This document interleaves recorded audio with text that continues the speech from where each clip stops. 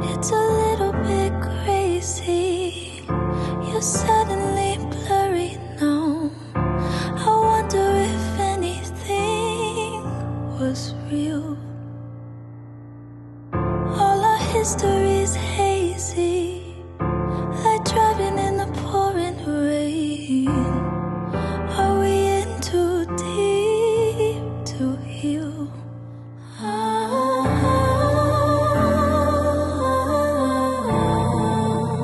But you're sorry, we'll make up tomorrow. Tell me everything you know I wanna hear. And either way, I need to make it clear before we're leaving here.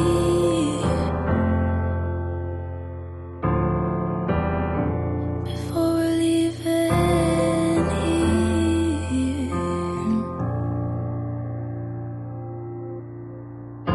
I know it ain't easy, but there's something left to hold on to. We can work it through, you don't have to go. There's a future here with me. We'll find the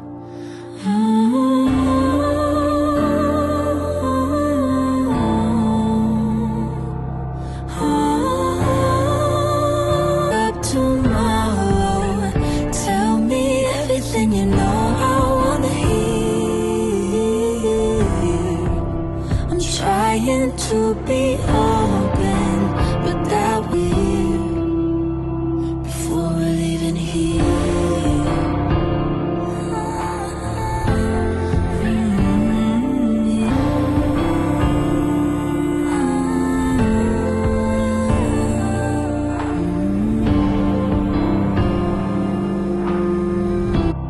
Before we're leaving here.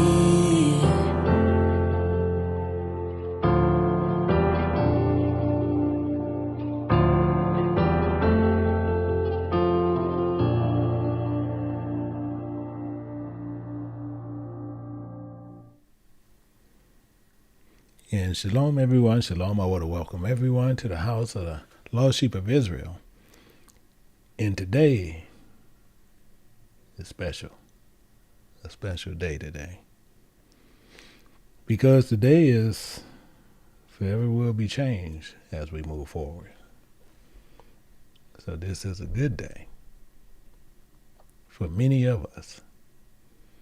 But before we get started, I want to make sure we have a couple of things that's going on, and we have a lot of activities that's happening. Today at 12 o'clock Pacific time, in 2 o'clock Central, in 3 o'clock Eastern time, we have King James Bible University, Haiti, which we will be doing a teaching over on that channel. So if you haven't joined it, or if you have people who Haitian and they speak Creole Haitian, you can tell them they can go to King James Bible University. They can look there, and they can look at the bottom. They can see Haiti King James Bible University. They can click over there, and they're going to run into a channel that looks like this. But they see the teaching that will be going on today live. It's not a recording, and it'll be translated also by Brother Mike Joseph. As I speak, he will translate. And we'll be running the Bibles in English, and you'll see another one that's running in Creole Haitian. So that'll be going on today. And then also today at 3 o'clock Pacific time, 5 o'clock Central, and 6 o'clock Eastern time, we'll be looking at Jesus or Yahushua baptism, showing Mark 1:4-13. Very, very, very, very important teaching that you will see here. So if you're able to join that, please make sure you be part of that. I promise you, you're going to learn some things that probably is going to really open your mind up to many different things. Then the same as always, we coming up on the San Antonio baptism. And please make sure everybody, we have still a few people who even over here, they want to attend there, but then they send in the emails to me. And I keep pointing you back to it. It's an email right there, baptism@kjbu.org. Please forward them there, please. I appreciate it. Because they shouldn't come to me. And the same thing if you're doing if you're seeking prayer, please do not send them directly to me. They need to go to that email at baptism@kjbu.org. Send, if you have a prayer request, send it there. And they will get it to me the same day that you put it in. I promise you that. That make sure that goes through. And the same thing is, we had a beautiful teaching today from Elder Jenkins with the Psalms class. And it's growing to where we probably end up changing rooms later. But please make sure if you're able to join it, please be part of it, because there's a lot of information there to help you on your journey as we continue in this way. But the main thing and what I want you to see, what today is about. As I said, today is going to forever change many of us. We're going to be moving from a carnal state to a spiritual state. So it's a beautiful day for many. Bad day for many also. The reason why this same teaching is, it says, from doubt to belief, overcoming the curse of unbelief. I want to make sure we understand a couple of things before we move forward. Each and every one of our elders, we always speak, the deacons, the evangelists, we always speak the same language about telling you to make sure you have your pencils and papers ready to take notes. Because we get ready to find out exactly how important it is to where you can learn what is happening here. And when you have doubt, I want to make sure we understand a couple of things. When you have doubt, and I'm going to put this up. I want you to see something. But when you have doubt, I want you to see this. I'm going to put this up before we get started so you can really clearly understand where I'm coming from as we move forward. But when you have doubt, you don't have no faith. No faith. It's impossible. And no faith means no belief, no expectations or hope, even in the doctrine. You don't have that. That's meaning you have no faith. With doubt, you also have unbelief. Unbelief. You see it right there. Unbelief. And when you see, even in scripture, when you see infidel, that's what it's talking about. You're unbelief. You're basically a heathen without faith. A person with no belief. That's what this is. And when you sit there and you have those issues and you run into doubt, doubt is your uncertain, wavering, comes with disobedience, also comes with questions because of the doubt that you have. These are things we have to look at. We have to see what's going on. But we as a people need to understand that everything that we do,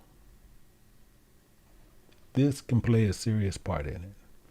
And people, all of us have a path, and a lot of our paths are different. So the challenges we face, and many others going to have different types of ones, but then it's based on, do they have this belief in the God of Israel? So it's necessarily to address this problem, because it's really complicated in many ways, but it's multidimensional. Meaning we have to take a sympathetic and an empathetic stance towards this problem. By meaning we have to unfold this. We have to unfold it. So many of us is on this spiritual development, and a lot of us is wrestling with doubt.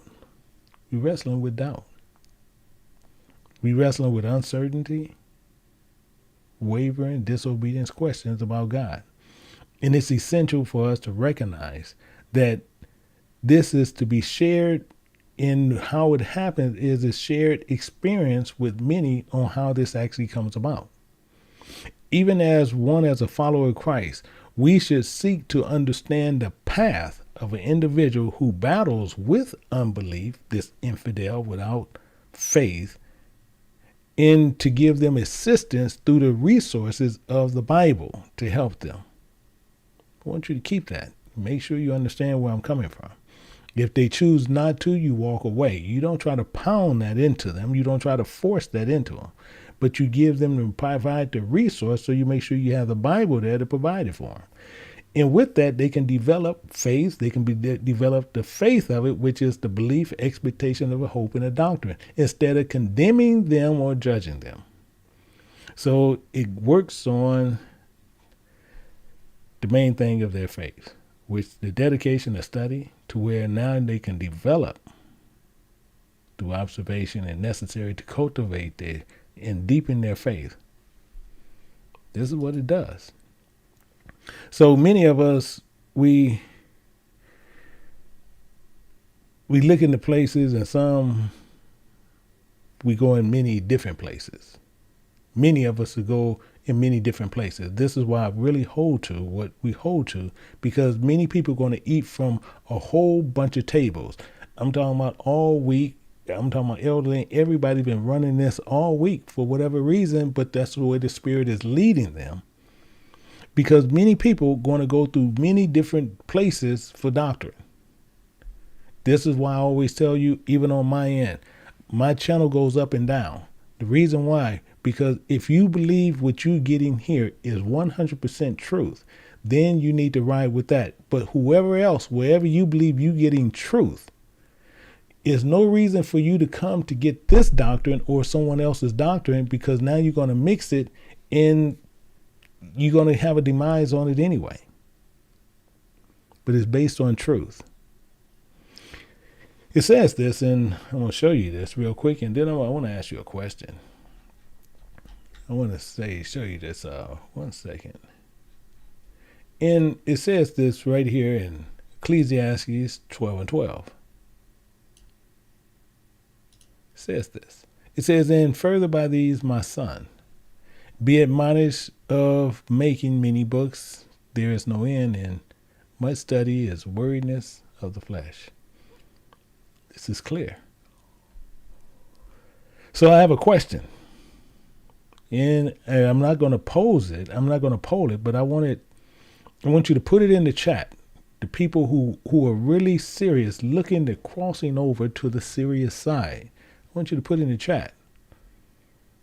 And some people are going to do it for mischievous reasons, but some people know the answer to the question, but don't know how the actual question works. So it works. It's a double-edged sword, but making sure you truly understand what the word is before we move forward. So I want to ask you a question. And whatever pops in your mind, I want you to post it in the chat. Not try to write a story. It should be 1 or 2 words. But I promise you, somebody's going to try to sit there and write a whole story, which makes no sense. And I'm going to ask, if they try to write a story, I'm asking the moderators to delete it, because it's a waste of time where people try to write these stories. So I want to ask you a question. And I want you to write what pops in your mind. Soon as I finish the question. And I'm gonna tell you, we out and we in the ocean. We in the ocean where it's deep waters. And we don't have no breathing equipment with us. But while we out there, a war started in the sea. So for us to dodge the shooting, the missiles and everything that was going on, we dived into the water. And we went deeper into the water because of the dangers that was above it, without any breathing apparatus or anything with there. So we dive in and we going deeper. We dodging missiles and we trying to find out what's going on. But once you dived into the water and you sit there and that happened, I want you to put in the chat, what is the first thing pops into your mind that you want to do? Yeah, I want you to put that in the chat. Put it in the chat. What is the first thing comes into your mind as you dived into the water and you went deep? And I'm just looking at what the chat says. I'm just looking at what the chat says. You know, we're looking at what the chat says. And we sitting there,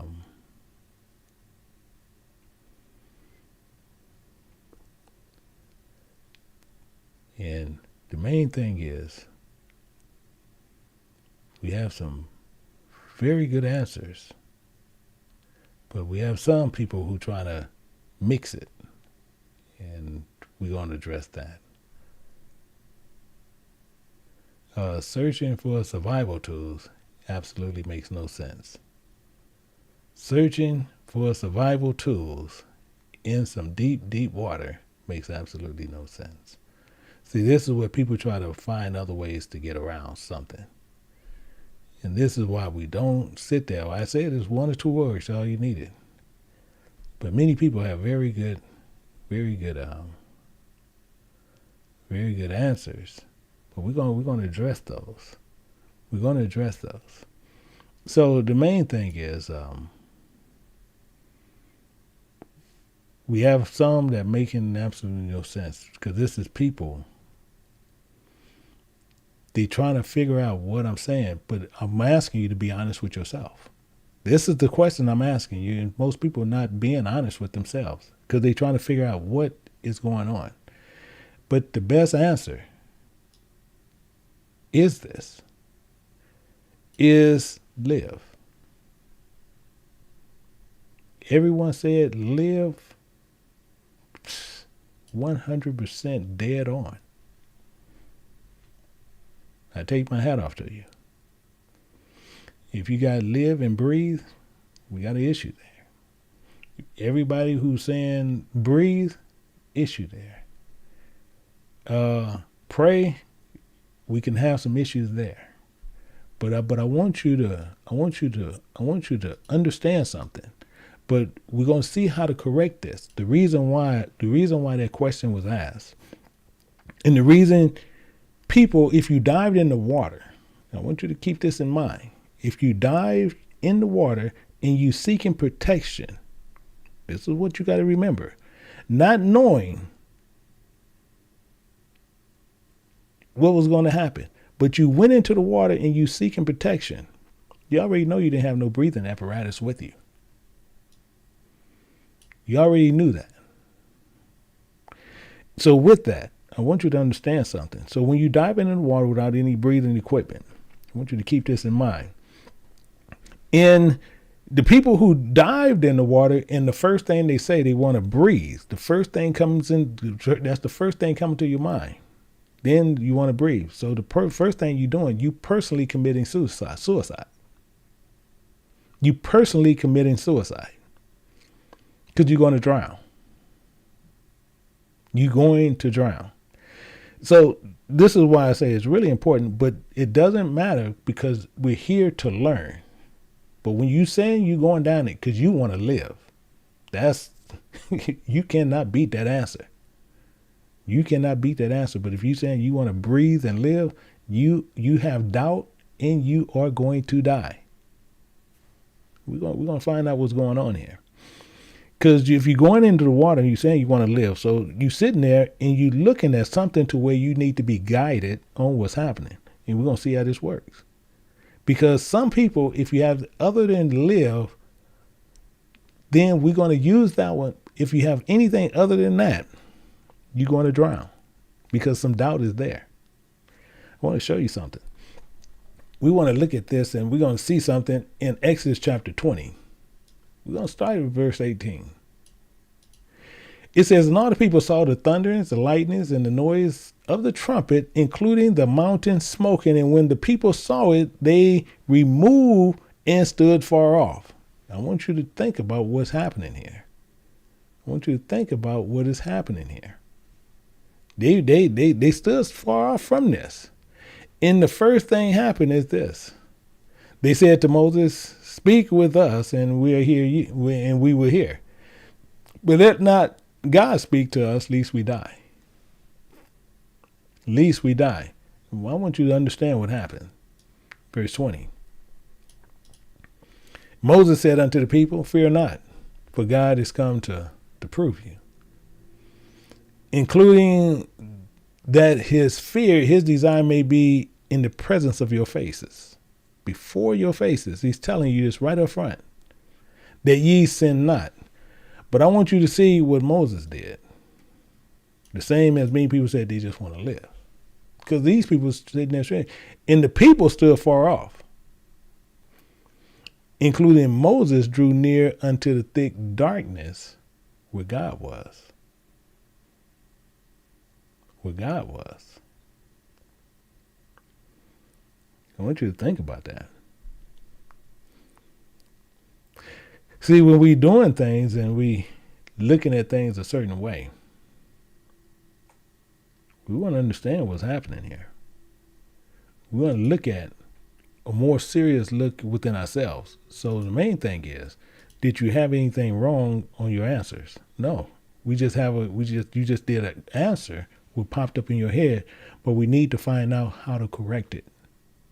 Because you have doubt. Soon as you dived into the water and the first thing you want to do is breathe, but you dive there for protection, you're going to drown.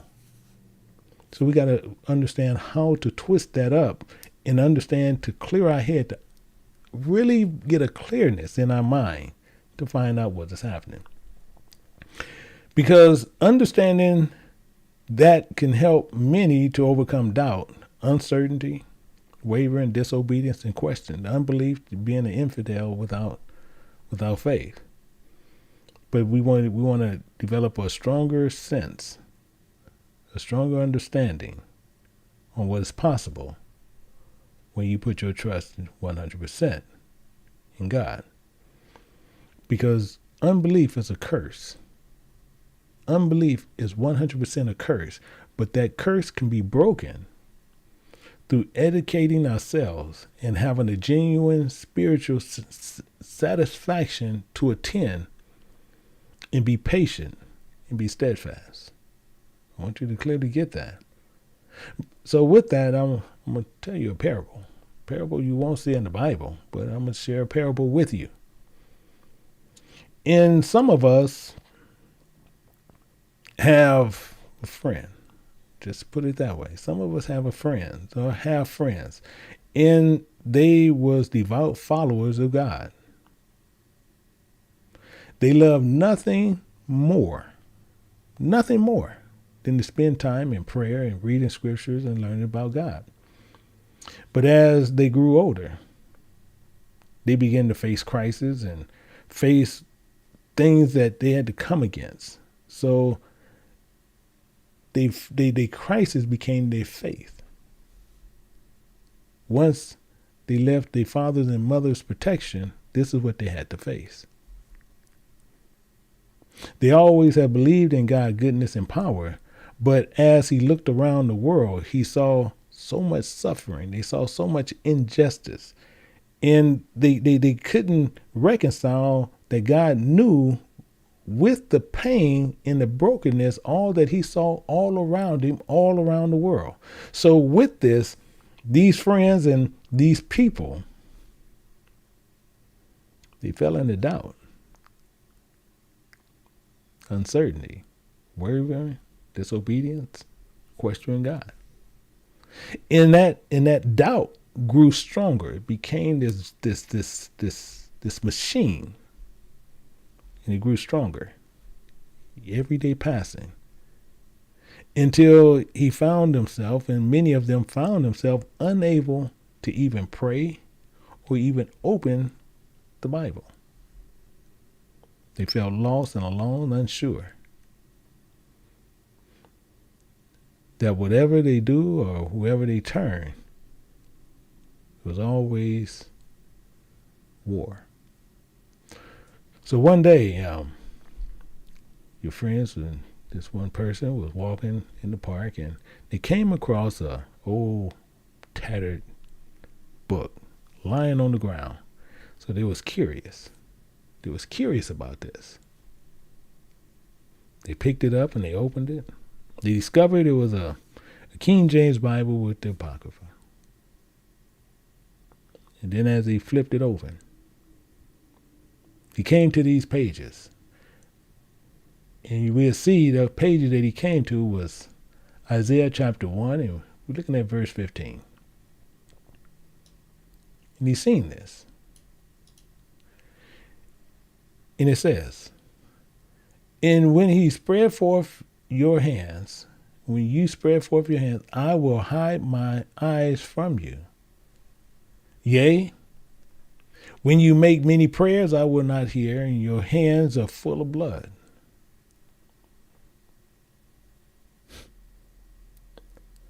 He will hide his eyes, his understanding from us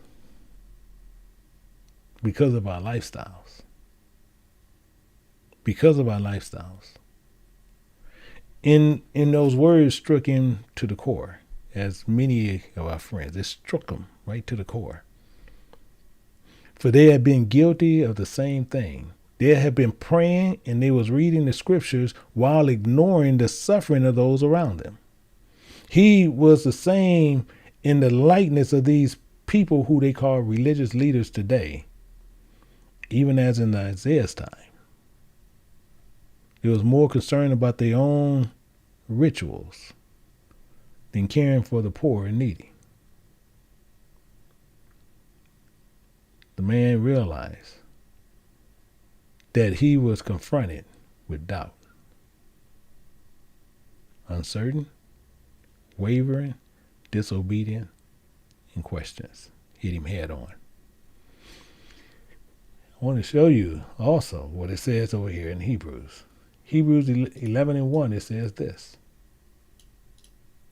Now faith is the substance of things hoped for, the evidence of things not seen. For he knew he could not feel or could not even see the full picture of what God was doing in the world. But he could still trust God who was in control. He also remembered a verse in Hebrews, and we'll look at 10:38.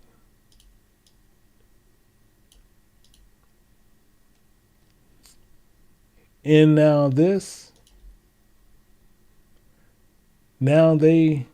just should live by faith. But if any man draw back, my soul shall have no pleasure in him. So he knew he couldn't let doubt, uncertainty, wavering, questioning, to keep him from living without his faith and doing good works that God has called him to do. So this man began to pray and to read scriptures once more. But the time with a renewed spirit and a real purpose, he asked God, help him see the world through his eyes, not through his personal eyes anymore, now through his eyes, which is understanding. For those things that was around him. He wanted to understand why the people was in these positions and what can he do. And he said, I want to see it. So we have to look at this and we'll see the same thing it says in Romans chapter 12, verse 1. It says, beseech thee therefore, brethren, by the mercies of God, that ye present your bodies a living sacrifice, wholly acceptable unto God, which is your reasonable service. So slowly but for surely the man doubt started turning to belief, and he began to see God's power in the world in the ways that he had never noticed before. And he saw the beauty of God's creation, even in the midst of pain and suffering. And he felt this new, renewed purpose, this hope, this desired expectation as he worked and served God and started serving others in the ways of Christ. So through his own struggles, the man learned that doubt, uncertainty, is not opposite of faith. It is not opposite of faith. A belief and expectation, but it's necessary. It's a necessary. It is an extremely necessary part of it. And only with wrestling with our doubts, our uncertainties, our wavering, our disobedience, we can come to a deeper understanding of God's truth. I want you to clearly get this. That's the only way we can come to God's real truth on what he wants us to see.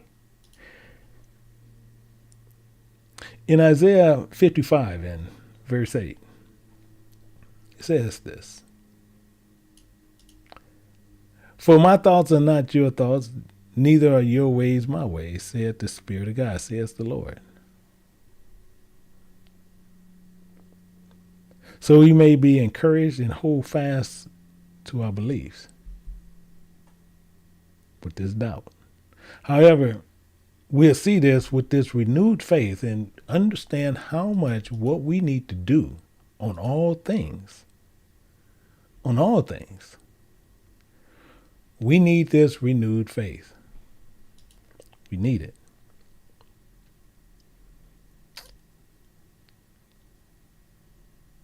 In Jeremiah chapter 11, verse 14.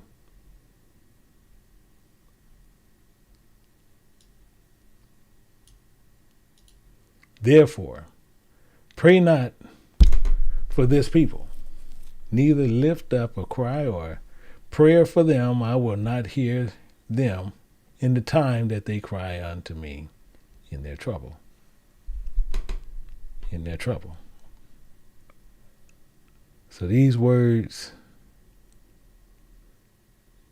troubled. They troubled this man. When he's continually studying his Bible, he's running into this. Don't pray for them. And one of the main simple things why that happened, one of the main reasons why that happened, why he said don't pray for them, because it goes right back to the beginning on what we said. Hebrews 11, chapter 11, verse 6, "But without faith it is impossible to please him. For he that cometh to God must believe that he is, and he is a rewarder of them that diligently seek him." We have to realize even our prayers and our actions makes a difference. If you're grounded in the faith in God, the goodness, the power is there. But if doubt, that uncertainty and disobedience is there, as this man continually prayed, with this new understanding of importance, faith, his belief, his expectation. He prayed not just for himself, but his own needs, but he needed the others to see the truth in God as well. So he prayed for the poor and the marginalized who were suffering in their illness through ignorance. The illness was ignorance. They did not know God or his promises. So as he prayed, he began to see God work miraculous ways. He saw people, lives transformed. Prayer and understanding and knowledge, he witnessed the beauty of God shining, even through dark circumstances. Through the struggles and doubt, in his faith, his journey, he learned that his prayer is not just about asking God for what he wants, but it's about seeking God's will and trusting in him. So as he learned that faith is not just a feeling, but it's a way of life that requires us to trust God even when we cannot see it. Everybody, at one time or another, has been this man. Each and every one of us. at one time or another has been this man. I want to show you in 1 Corinthians 14 and look at verse 15.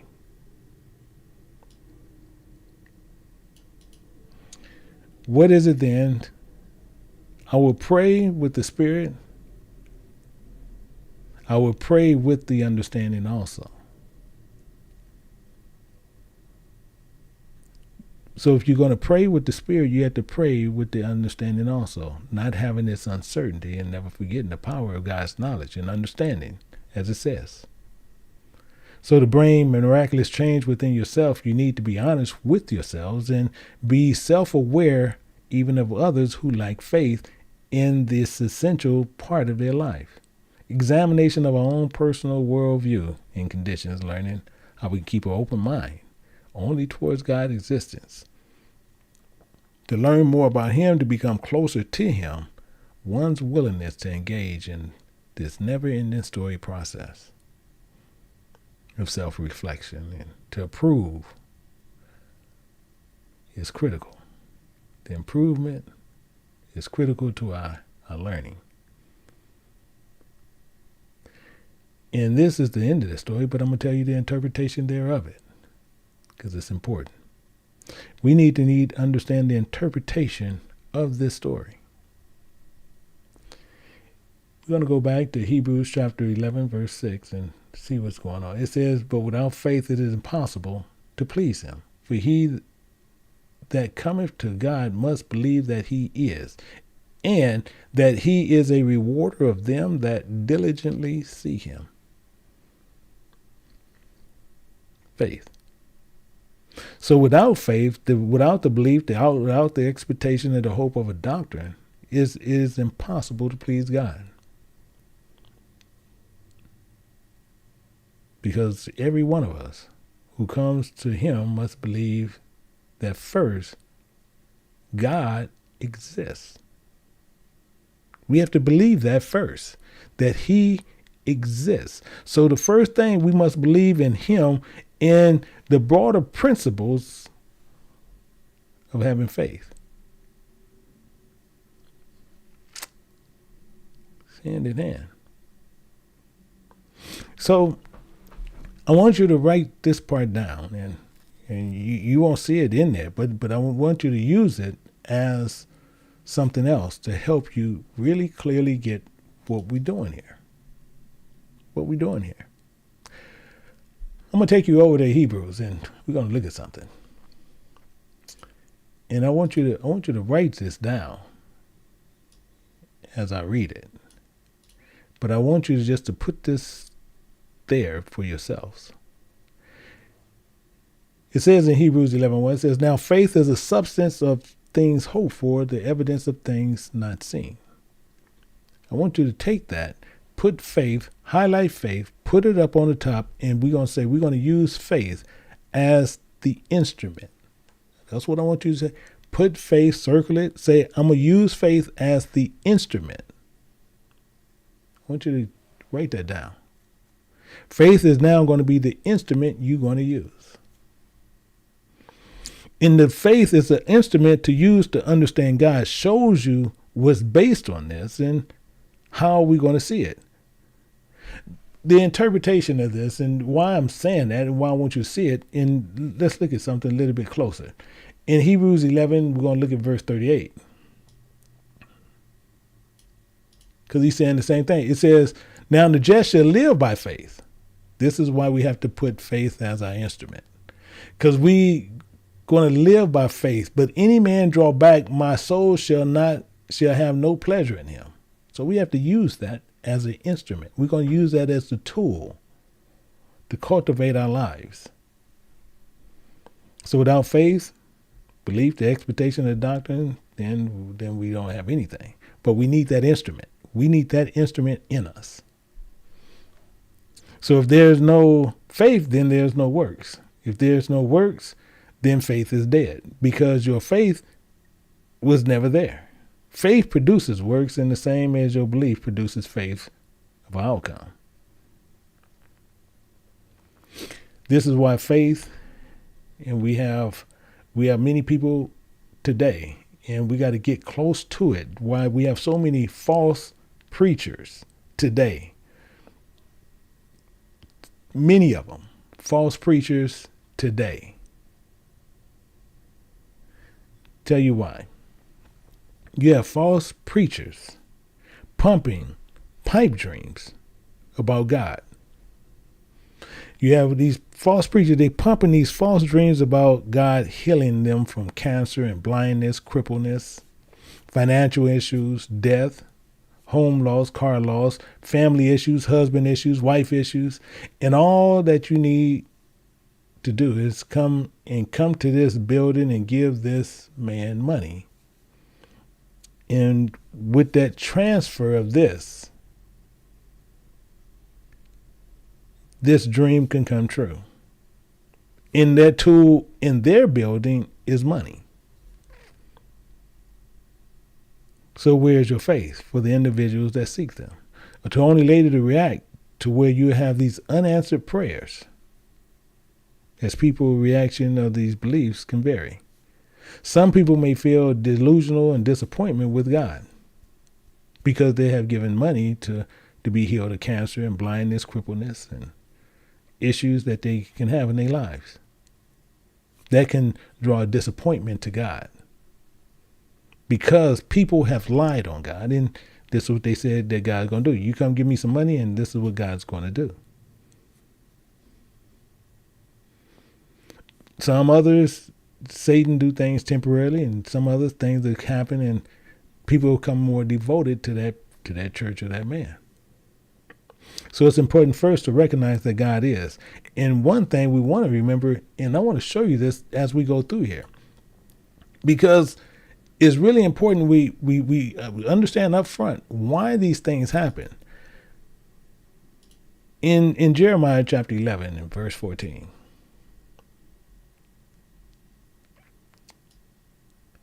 we have to be very upfront about this issue here. It says, therefore, it's telling you, for that reason, pray not for this people, neither lift up a cry or pray for them, for I will not hear them in their time of their cry unto me for their trouble. But why is he saying this? Why is he saying this? We have to start nailing some of this down. We got to go back to some of the same places we started, but we're going to find out why he's saying what he's saying, because this sometimes it can make us have these doubts, but they're not telling you why you're going to have a doubt, because God is not a liar. It says, and when he says, and when ye spread forth your hands, I will hide my eyes from you. When you make many prayers, I will not hear you, for your hands are full of blood. These are there, but we can't remove it. So the problem is the preacher, because he says this. God said this, and we want to understand clearly what he's talking about. He's not telling you something that you can't see or you can't find, you can't hear. He tells you right up front. Proverbs chapter 28 and verse 9, he says this.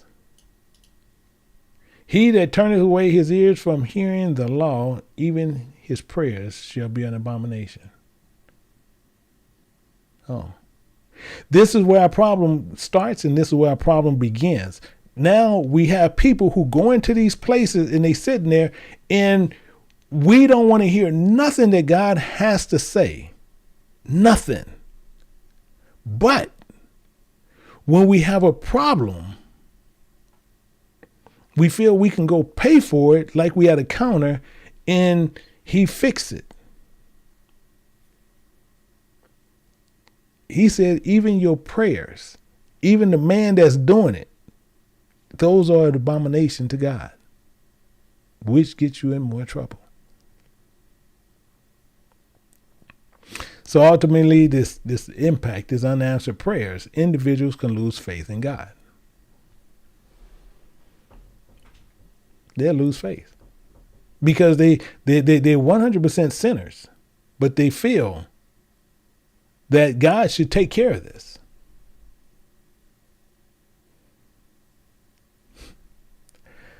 want to show you something. Let's dig a little bit more to show you just how that works. Just show you how that works. I want to show you something right here. We want to look at Job, where people teach Job in a certain way, but you're going to see right here, because Job was doing the same identical thing. You see here in Job chapter 1, verse 5. It says, it was so when the days of their fasting, this is talking about Job's kids, days of their fast were going out, Job sent and sacrificed and sanctified them. So he going to separate them as if I don't know what he was thinking. I don't know what he was thinking going through his mind, but I guess he felt God going to forgive it based on what he was going to do, based on the same thing we did. And it says, and he rose up early in the morning and offered burnt offering. He offered these living sacrifices according to the number of them. He had 10 children. He was killing 10 animals every day. But the key thing is, I want you to understand what Job said, because it said for Job said. I want you to understand what a person sitting there, when they self-righteous and they believe they can do things as we do, we feel God should do it just because it's us. There's no other reason to think it. It says, maybe that my sons have sinned and cursed God in their hearts. Thus did Job continually. Job did this all the time. This was done all the time.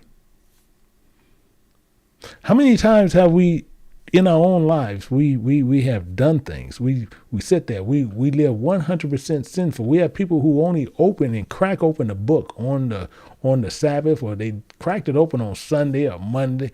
They'll crack it open once a week. Some crack it open once a month. Some crack it open once a year. But as soon as they come into adversity, they see God.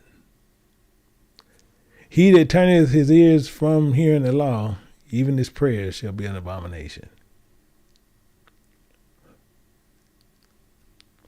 So if those are abomination, and then you say you're going to godly man, some people say, well, Michael, Elder Johnson, he's godly. You come to me and you want me to pray for you.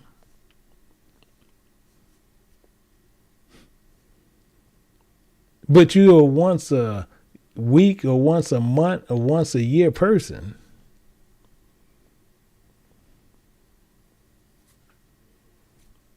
Do God hear that prayer for you?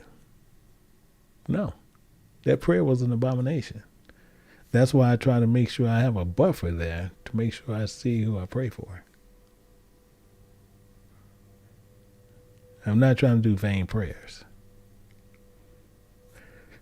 This type of unique belief system based on the experience, people believe they can be sinful, but then when they do certain things, it's based on their experience. It's like this person like hitting the lottery, or now they're cancer free, they surgery and many things. These people having these physiological makeups. We have to remember Satan even produces temporary miracles also. He produces temporary miracles.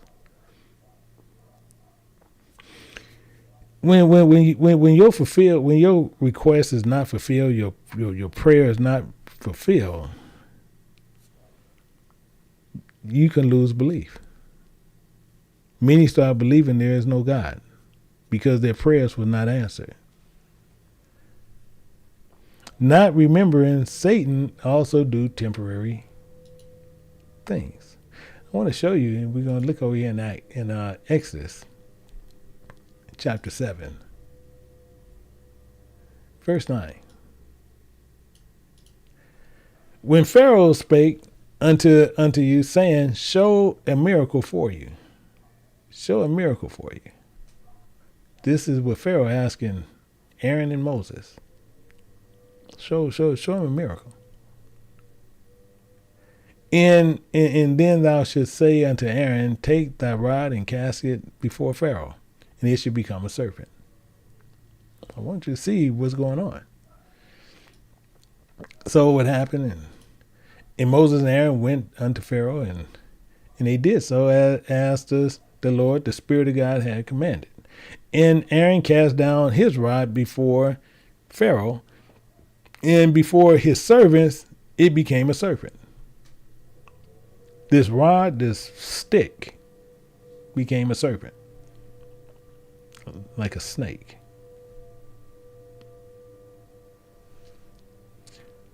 And he wanted to see a miracle. So then Pharaoh also called his wise men and his sorcerers, and now the magicians of Egypt, they did in like manner in their enchantments the same thing that they did. But you got to remember what happened here and what happened. For they cast down every man his rod, and they became serpents. They became serpents. Aaron did it. Pharaoh's sorcerers and wise men, they did it. A miracle. But you need to pay attention to this last part of it. It says, but Aaron's rods swallowed up their rods. Which we see where Paul masterfully even tells you about that. It tells you about this same issue. This same identical issue you'll see in 1 Corinthians chapter 15. But we're going to look at verse 54. And it's clear to us on what they did. It says, so when this corruptible shall have put on incorruption, and this mortal shall put on immortality, then shall be brought to pass saying that is written, that you see right over there in Exodus chapter 7, verse 12. Death is swallowed up in victory. And what he did. Aaron's rod swallowed up the rods of death. Which comes to, we have to understand what's going on here. We have to look at for what everything is. To tell you another parable to where we can understand what's happening with this. I'm going to put forth another parable to you. To where we can get it. To where we can really understand what's happening, why unbelief sits in on a lot of us, and really don't know why. And really don't know why these things happen. So I'm going to tell you another parable. We're going to get it, not in the Bible, but tell you another parable, but I'm going to show you the spiritual truth of it in the Bible. So I'm going to tell you about this man who lived in the wilderness. This man lived in the wilderness, and the land was plagued by darkness and evil. He was a simple farmer. He had calluses and stuff all on his hand. He was a hard worker. But his heart was full of faith, belief, and expectations. This man always believed in the power of God will protect him and guide him through all things. And he never truly experienced the full extent of the power until the day he was called. He was called for this great mission. He was called for this. And we're going to see here where this happened in verse 14. It says, for many are called, but few are chosen. It's interesting. The reason this is so interesting is because once he was called, he answered. He answered the call. And we'll see what went on here as we go through it. And to keep the parable in the information I just gave you. So one night as he was praying in the field, a messenger appeared unto him, telling him that he has been chosen. He's been chosen to go out into the world, and he has to fight against the powers of darkness. Him. So the messenger also reminded him of the same thing that you see in Luke chapter 10, verse 19. Told him this right up front. He says, remember, behold, I give you power to tread on serpents and scorpions, and all the power over the enemy, and nothing shall by any means hurt you. Wow. So the man, he was afraid when he first got the call. And then he had never fought a battle before, but he felt ill-equipped to take on this force of evil. But the messenger assured him that he would not be alone, that God empowered him and would lead him every step of the way. So with this newfound courage, this man, he set on his journey, and armed only with faith, disbelief, this expectation that what he was taught. His heart was full and determination was in him. As he traveled, he encountered many dangers, many obstacles, treacherous mountains, fighting lions and tigers and bears. He's fighting everything that's coming across. But every time he faced a strong challenge, he remembered this right there in Luke chapter 10, verse 19. Remember, I give you power to tread on serpents and scorpions and over all the power of the enemy, and nothing shall by any means hurt you. This promise of God was protecting him. He prayed for strength and this wisdom, and he leaned on that promise. And that scripture guided him. So he journeyed on. He began to see the hand of God work in these miraculous ways. He saw all these evil spirits. They'll flee soon as he come into the room, and soon as he come in there, they flee from the sound of his voice. When he saw the sick afflicted by them, he healed them. Gave them power to where they can feel joy and peace, knowing that now these vessels, which we were doing now, is seeking to doing the works of God. Through his experiences, this man learned the power that of God was greater than man's forces, the forces of darkness and evil. He learned that he can put forth only his faith in God to do mighty things for him. He can stand against them. So the same with this parable, where we understand with this faith, this expectation that we have to trust in God. To hold you and to make sure we clearly understand a little bit more, just a little bit more, to make sure we can seal this understanding with us. When you look at Ephesians chapter 6, but I'm going to take you over here to verse 10. We're going to look at it all the way down to verse 12. Because wherever we travel, we're going to always be traveling in dangerous places. We in the wilderness. It says, finally, my brethren, be strong, for the Creator, the Lord, in the power of his might, put forth the whole armor of God, that ye may be able to stand against the wiles of the devil. For we wrestle not against flesh and blood, not at all, but against principalities, against powers, against the rulers and the darkness of the world, against spiritual wickedness in high places.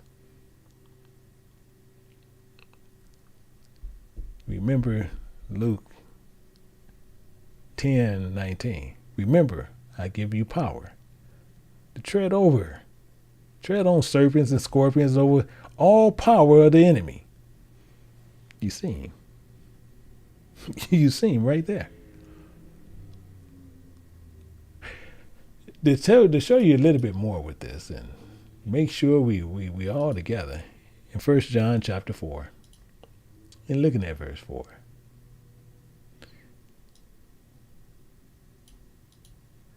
Ye are of God, little children. Ye have overcome them, because greater is he that is in you than he that is in the world.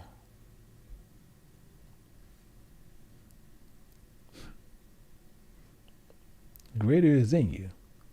That is even in the world. We're out here in this dark world.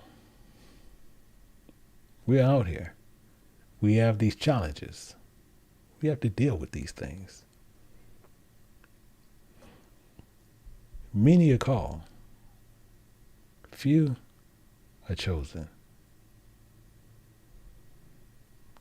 Very few are chosen. So when we understand the parable of oppression, I shared the story to where we can get the truth through the spiritual understanding for what we need. Even one day, it was this woman she was a faithful follower of God. Just tell you a little story.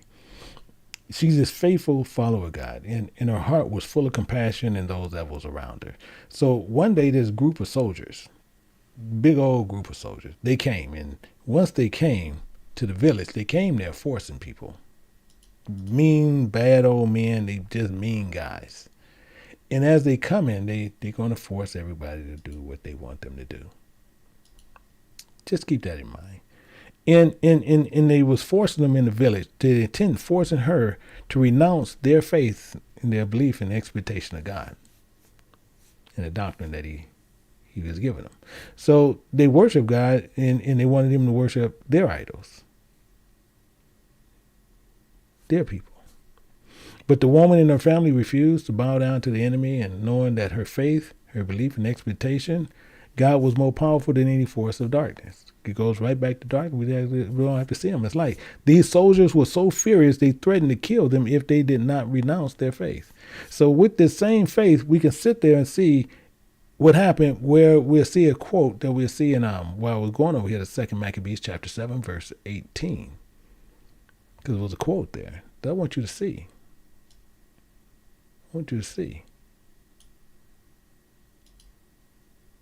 And right here, well, I just do one by one.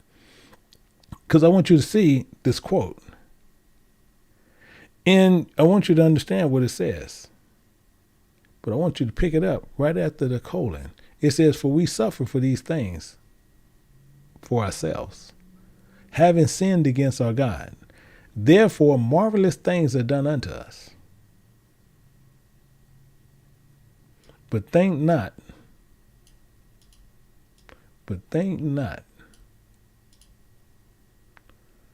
that thou takest in hand to strive against God, that thou shalt escape unpunished." Because it's not going to happen. So letting them know that not only what was happening to them, they was not obeying the God's commandments, the ways of Jehovah. So these soldiers was even taken back, and they refused to back down. They tortured the woman and her family, subjecting them to all type of unspeakable horrors and attempt to break their faith. Even in the midst of this, you have to remember the main thing, that is what we got all the time. We got all the time.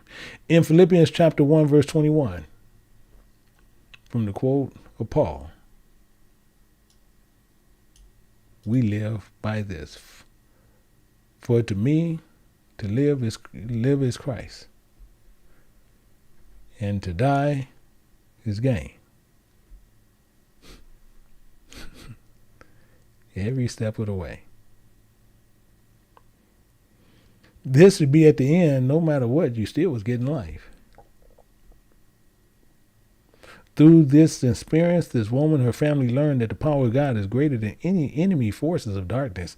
They can also learn to put forth their faith, but same thing with the story. We should be able to put forth our faith on the same principles. The same identical principles. So even during our time, such as this, and many people going to have doubt based on prayers not being answered.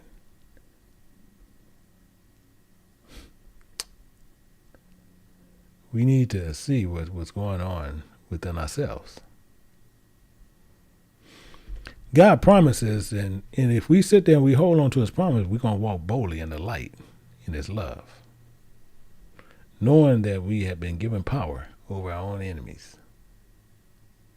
As he tells us in 1 John chapter 4, verse 4, it says, ye of God, ye are of God. Little children, ye have overcome and become greater is he that is in you than he that is in the world. That is, we sit there and we should hold to that. Take that understanding and remember what it was. Remember what it says. Eat it. Learn of it. Know what it's about. Romans chapter 8, verse 31. What shall we say then? If God be for us, who can be against us? Interesting, isn't it? If God is for us, who's out there can be against you? We have to remember one thing. Because people are going to always have doubt. They're going to always have this issue. Because you have people truly 100% believe that God himself can sit there and he can come into this world. That's not a true statement. God sent his word.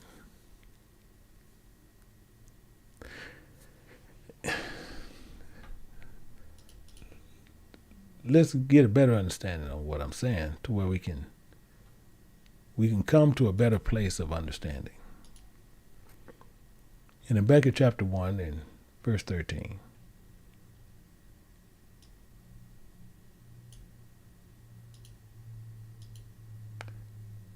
Thou art of pure eyes to behold evil.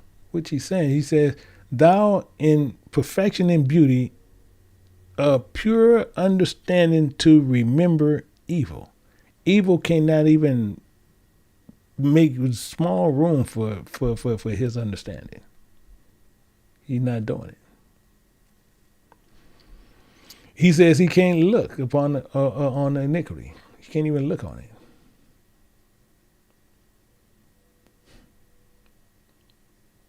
He cannot look upon iniquity. So if he can't look upon iniquity, iniquity is here in this world. I remember once he said this in Malachi. I want to show you this again. He said this once in Malachi. And the same thing is, I want you to keep this in mind for yourselves.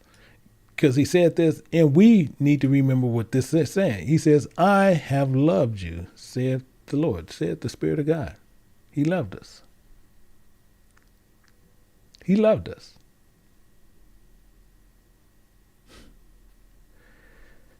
The problem is how we take what he's saying.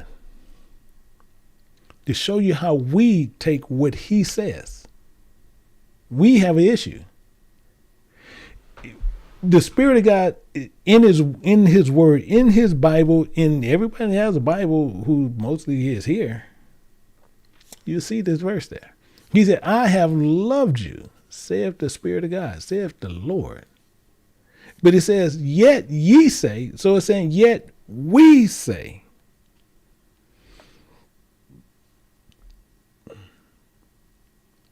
Wherein had you loved us? Where?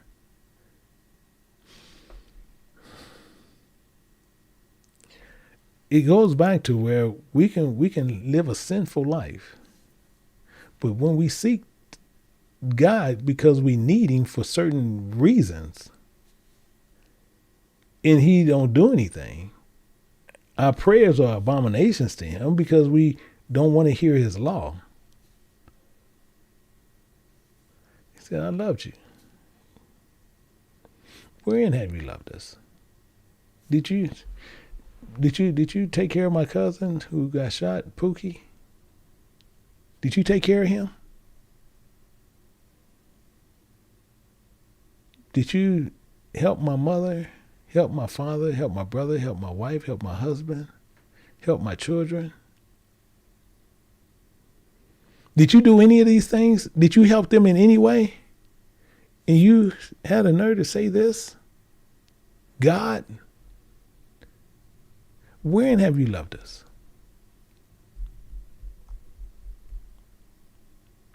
Doubt.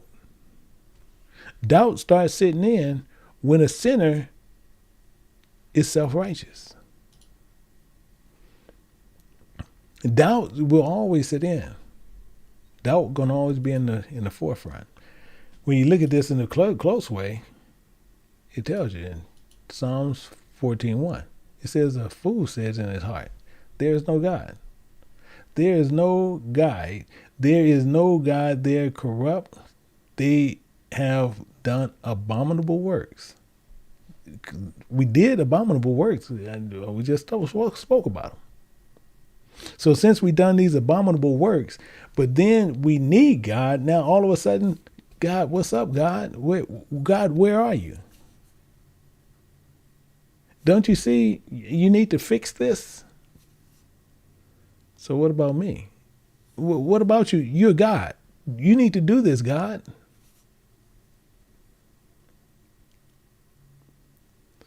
Okay, if you can't do it, then I guess you're not God. Have you ever had people tell you that? Well, okay, if you can't do this, then you're not that. If you can't do this, then you've been lying. Daring you to do something, and if you don't do it, then you're not who you say you are. This is when have you loved us, God? Did you say Pookie? Did you say Pookie? No, you didn't say Pookie. So I guess you're not God. Only a fool says in his heart, there is no God. They are corrupt. They have done abominable works. And we have done those. And then once he don't react to it because he can't be in the presence of evil, we say he's not God. I'm telling you, we good at doing these things. We good at doing these things. So, tell you another little story. Tell you another little story. And I want you to understand this one. We're gonna run it off of this one here. Psalms 14:1. I'm gonna run you a story. At the time, land blessed by God. We call this the land blessed by God. Their people lived a people of God who turned their backs on the God of Israel. I don't like this story. That's okay. Just hear the story. So these people turn their backs on the God of Israel, and they fall into adultery. They fall into idolatry. They start worshiping false gods. They start indulging in sinful behavior. But despite the warnings from the God of Israel and from the God of Israel prophets, the people refused to turn away from their wickedness. They continued to worship in idols, engage in homosexuality, they committing adultery, they were just heedless. They was even heedless to the consequences to their actions. Now, this is the reason we can think about. It's Psalms 14:1. Only a fool says in his heart, there is no God.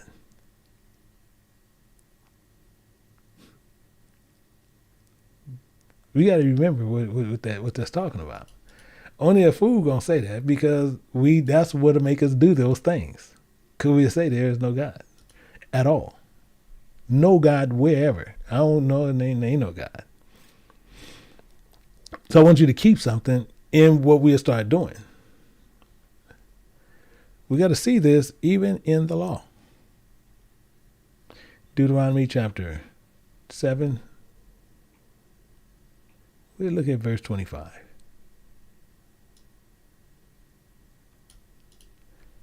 It says, The graven images of their gods shall ye burn with fire. Did we? No. Thou shalt not desire the silver or gold that is on them, nor take it unto thee.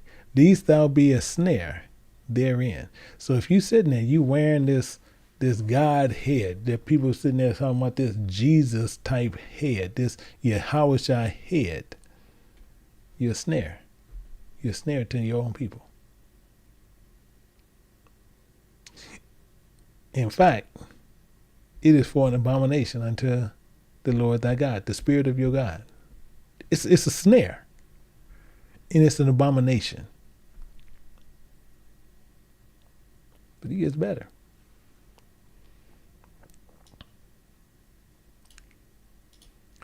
Neither shall thou bring an abomination unto thy house, lest thou be a curse thing like it. People got tattoos with that stuff on there. It's telling you right here. But thou shalt utterly detest it, and thou shalt utterly abhor it, hate it. It is a cursed thing. It is a cursed thing. Better yet, we have these people who are going to believe in no matter what, they're going to hold to what they hold to. And they're going to still believe what they believe. 2 Kings chapter 23, verse 24. To pick up a little bit more information. To help us really, really, really get a better understanding and get a hold on this parable here. It says, moreover, the workers with familiar spirits, these familiar spirits,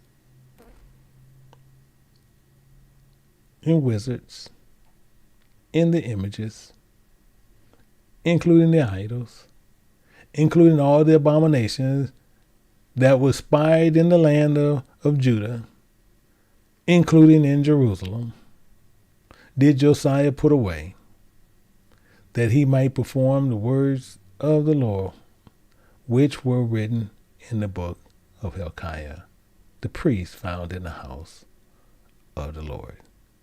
Founded in the house of the Spirit of God.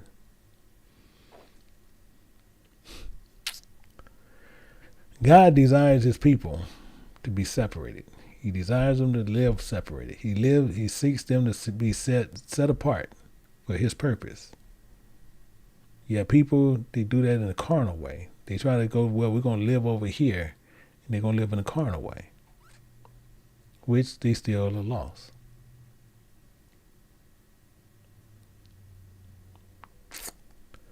These things going to continually happen. Because as I said at the beginning, we have many people who are out there teaching contrary to the word of God, no matter what.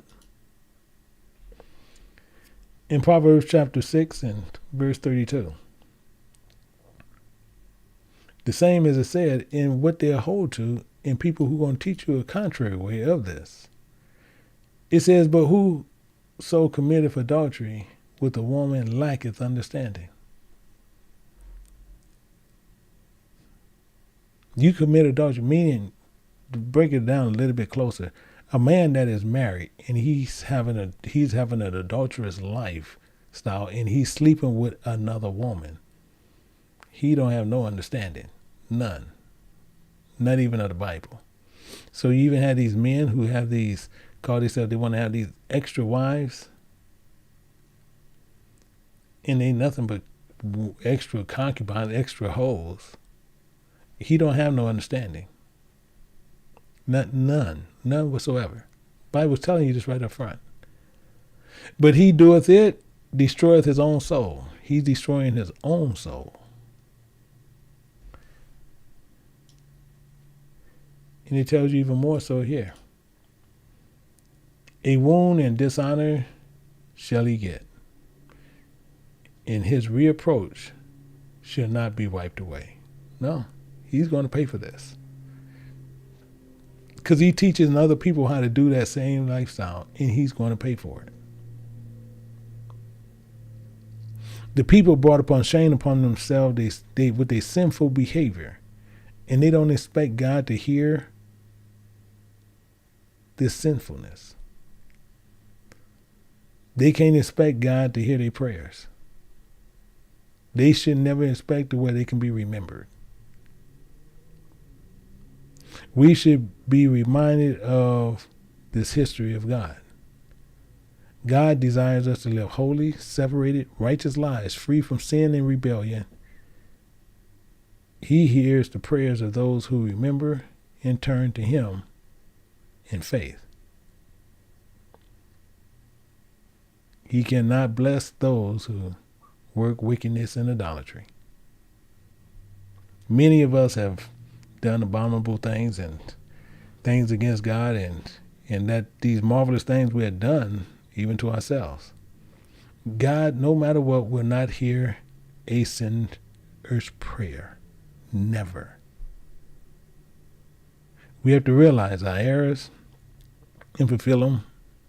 We are filled with remorse and sin, and we need to recognize that our behavior have separated us from God. We have to understand this 100% on what we have done. We have to realize that our errors, our ways, are filled with remorse and sin. This separated us from God. In humility out of our own mouths, as a people, we need to fall to our knees and cry to God for forgiveness, saying, we repent. We remember of our idolatry. We remember our homosexuality. We remember our adultery.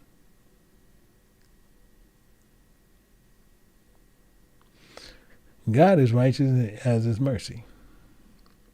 But do you hear these prayers? They are based on your sincerity of your hearts and the works of your body will prove your true repentance. We should see these spiritual truths in a way to where we can work this sin within ourselves, to rid ourselves of sin, to rid ourselves of the works of iniquity, to really cry out for God forgiveness for this restoration, that he can always remember that God only hears the prayers of the righteous. One's with a contrite heart. God is always ready to forgive to those who come to true faith. I want to think about something. I want you to think about these things that we have done to God. And I want you just to keep this in mind and sit back and think about it.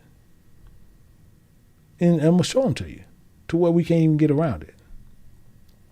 The same thing we see over here in 26, Deuteronomy chapter 7, verse 25 and 26. It says, right here, it's right up front. It says, the graven images of their gods you should burn with fire. Thou shalt not desire silver or gold.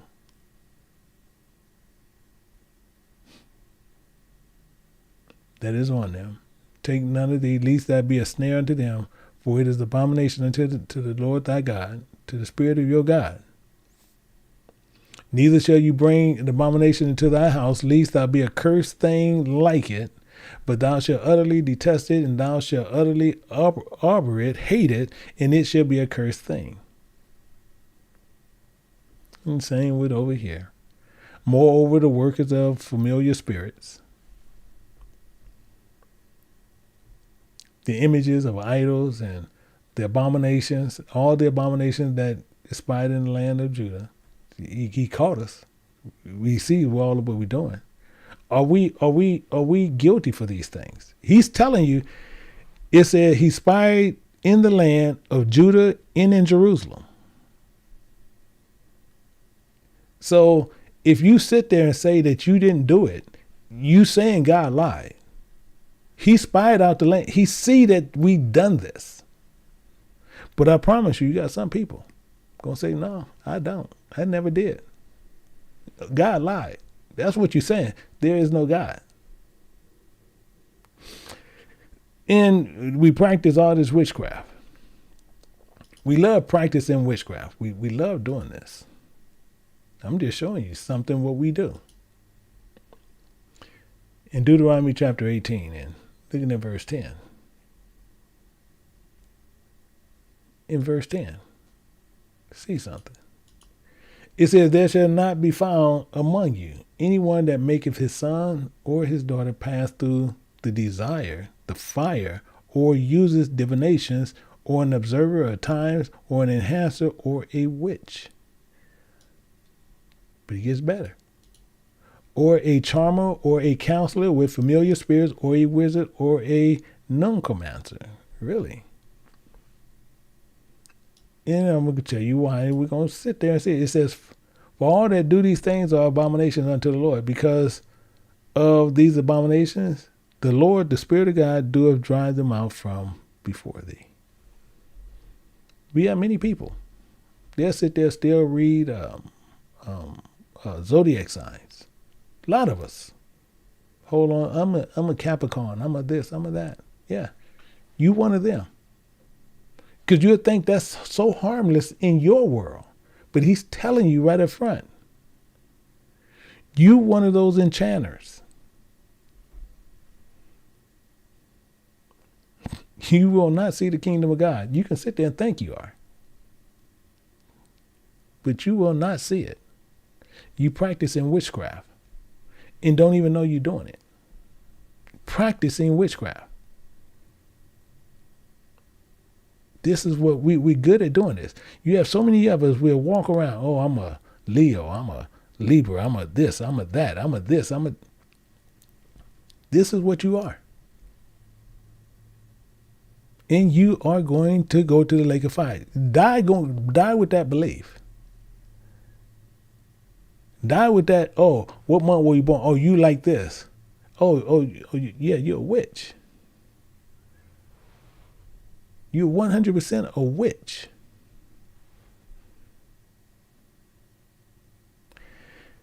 Show you even more. But then the same thing is when we had this problem, we want to pray to God. Let's pray to God. Let's get rid of this. The same thing is you sit there in Leviticus chapter 18 and looking at verse 22.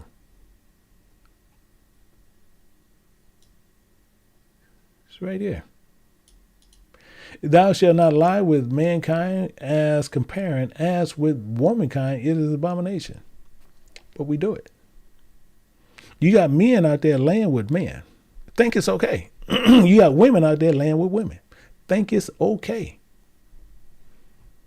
You got people who will sit there and look at this stuff and this junk and say, yeah, it's okay. It's all right. Yeah, it's okay. Yeah, everybody do what they... No, it's not.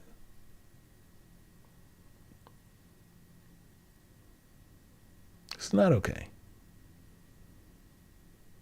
They smooth it out with you, with the people, these men, they'll dress up as women and we'll take it as a comic. We think it's funny. But they softening you up, getting you prepared for the bigger picture. They're just mixing it to get you for the bigger picture. But you're still going to love the show. And then you think you're going to walk into the kingdom of God with that understanding.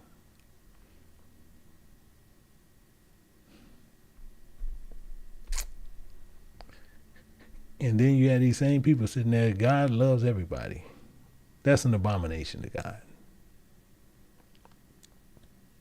That's an abomination to God.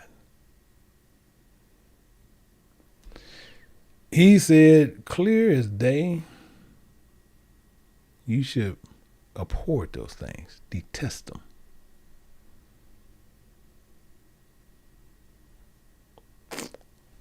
But you got some people gonna hold to it. Certain people still, no matter what, gonna hold to it. And the same thing, like I said, and as we see scripture, you deservingly should go to hell. See, I'm not going, no, you deservingly should go to hell. Don't change, you should go to hell. You should rightfully go to hell because you refuse to change.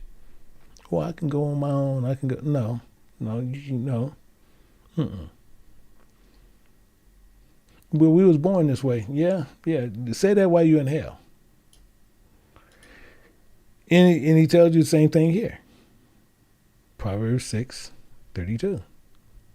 Whoso committeth adultery with a woman lacketh understanding. Lack understanding? You got it right here. You got it right here. Right here. This is what we do. We good at doing this. We good at doing these things. But then the first thing we want to do, can you pray for me? Pray for you about you doing this? This is man or woman. You doing this? But pray for me. Really? It's interesting. Highly interesting. And the first thing we look for is God to take care of us. Proverbs 16:5. You have this. Everyone that is proud in his heart is an abomination to the Lord, to the Spirit of God. You're an abomination to him. Proud. You know how many people have this problem? You know how many of us have this problem? Do you know how many people will sit there and automatically think they go into the kingdom? Automatically. Oh, I'm going to the kingdom. I'll see y'all in the kingdom. Really? That's interesting. Highly interesting. All of a sudden, you know the mind of God. You know what his measuring stick is.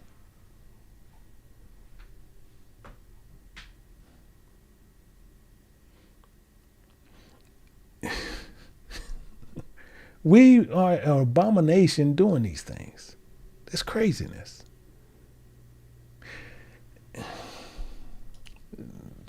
But the same thing. As soon as something happens, what do? Pray to God. Praying to him for what? He don't hear sinners' prayers. He don't hear sinners' prayers. He tells you this even in Leviticus, some of the simplest things. Some of the simplest things. He get in Leviticus chapter 11. We start at verse 4. It'll tell you this. It says, nevertheless, shall you not eat of them that chew the cud, divided of the hoof. He gets into what you don't eat for as swine, flesh of the earth, and flesh of the ocean. He tells you what not to eat. Well, it's okay. It's okay. And the main thing is, he tells you this, but when we get down to verse 45, and in this, all 11 is telling you this. All of 11 is telling us what not to do and what we can, what we can't do. And the main thing is, when you look at this, you see right here in 44 and 45. He tells you, he says, for I am the Lord, I am the Spirit of God, your God. You should therefore sanctify, you should separate yourselves, and ye shall be holy. You should be separated. He says, for I am holy, for I am separated. Neither shall you defile yourself with any manner of creeping thing that creepeth upon the earth, for I am the Lord, the Spirit of God, that bringeth you up out of the land of bondage to be your God. To be your God. He didn't came here to be our God. Ye should therefore be holy. Be separated, for I am holy. No, it's okay. I got to eat this. But I got to eat this here. Yeah, well, okay, I'm cool, but I got to eat this. No. You have a full right when you leave here, you have a full right to go to hell. You prove this to yourself. And then when he don't assist us, when we look for things and looking for these things and looking for things to happen with all these prayers and everything else, how you going to do it and he don't hear sinners' prayers? So then the next thing you know, doubt set in. Here come doubt. Doubt is sitting right next to you. There ain't no God. There ain't no God.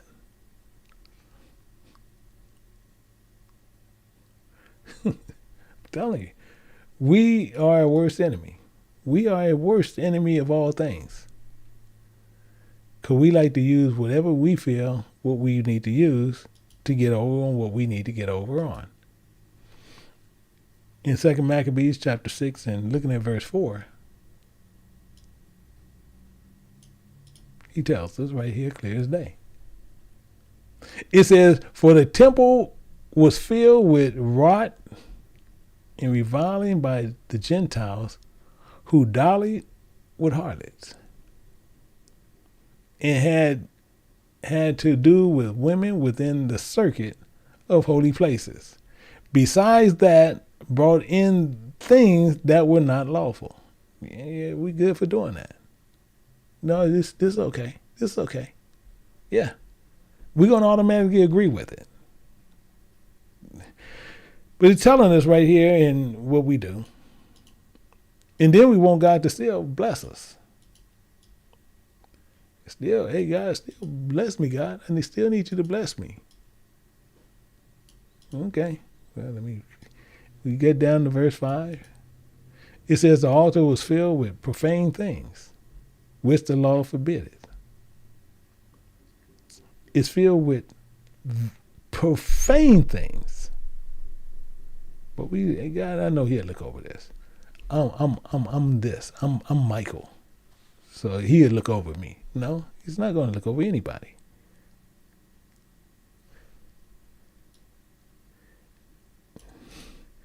Neither was it lawful for a man, M-A-N, so that's man or woman, to keep the Sabbath days or ancient feasts, fasts, or profess himself at all to be a Jew, to be a follower of Christ. We're good for doing that. Good for doing this. And then as soon as we get in the smallest bit of trouble, pray for me. Pray for me. And then when it don't work out, is there a God? I'm losing faith. I don't even think there's a God anymore. In Exodus chapter 20, verse 8, remember the Sabbath day, keep it holy.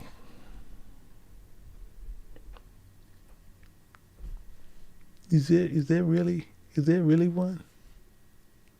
Is there really one? And the main thing is, actually, I want to put this up. I want to make sure you see it. Because a lot of us went on and started rolling with the heathen.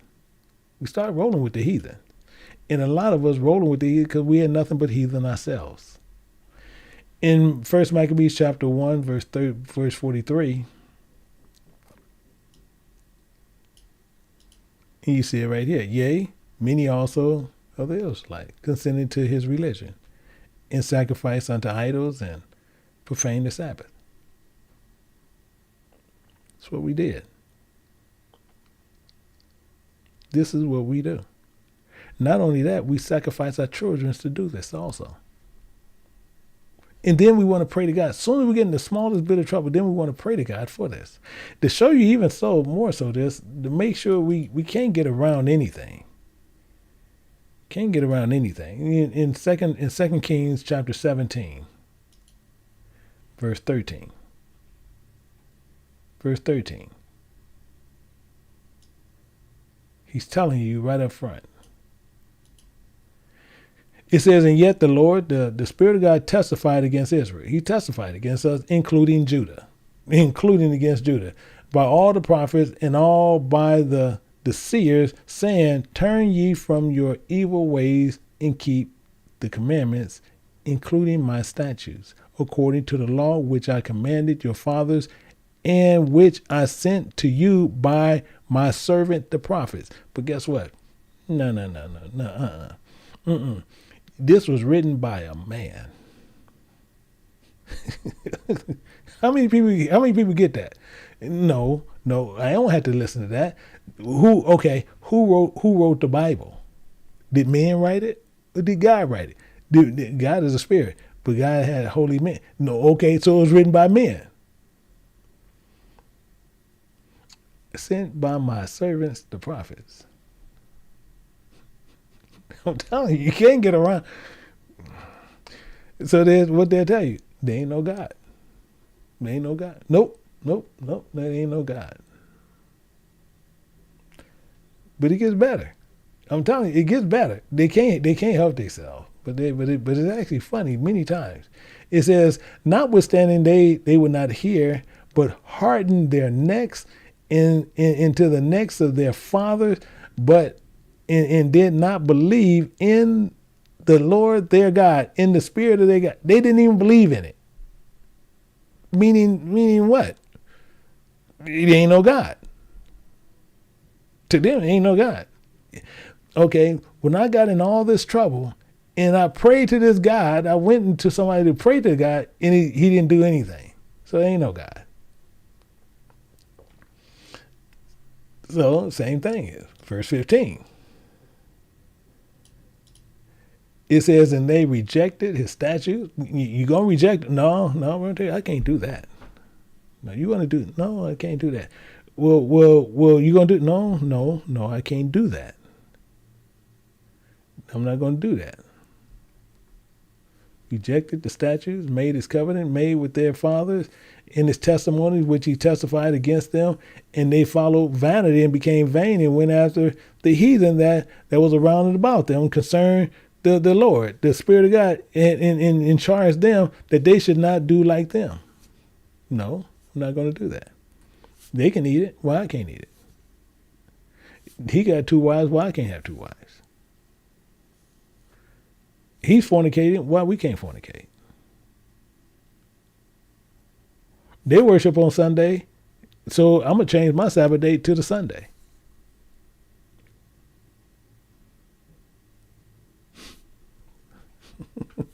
I'm telling you. You can't even make this up. You can't even make this up. It's impossible for us to make this up. This is the crack up. Why can't we even make this up? Let's keep on going down here. We're going to see more so. Verse 16. It says, and they left the commandments of the Lord their God, so the Spirit of their God, and made them molten images, even 2 calves, and made a grove, and worshipped all the hosts of heaven, and served Baal. And that's what they did. This is what they did. This is why it says it's very important to understand. And we doing this sacrificing our children, because they're going to tell you this even more so right here. It says, and they caused their sons and their daughters, the offsprings, to pass through the fire. So they're going to send them through their same desires. The same thing, what they doing. You can send them through the same way. And they used divination and enchantment and sold themselves to do evil and sought in the sight of the Lord and provoked him to anger. Now we're getting our kids. We're getting everybody doing it. Everybody doing it now. Everybody is doing it. And then not only that, we have gotten to that point to where we have done this so much. And now we done took our eyes and our understanding off of God, and now we done put the image of God on a man. People say, I don't know. Okay, the Bible tells us what we need to be doing, but he tells us what we have done. In Romans chapter 1, looking at verse 20, make sure we just coming up. As we coming up with our own little lies, he's catching us. It says, for the invisible things of him from the creation of the world are clearly seen. How? They are clearly seen. How? Being understood by the things that are made. Oh, that's interesting. Invisible things of him, of the creation of the world, are clearly seen. Got it. But how? Being understood by the things that are made. Dang. The catch is this. How do a seed is fully matured before it's planted? Keep that in mind. Think about it. Meditate on it.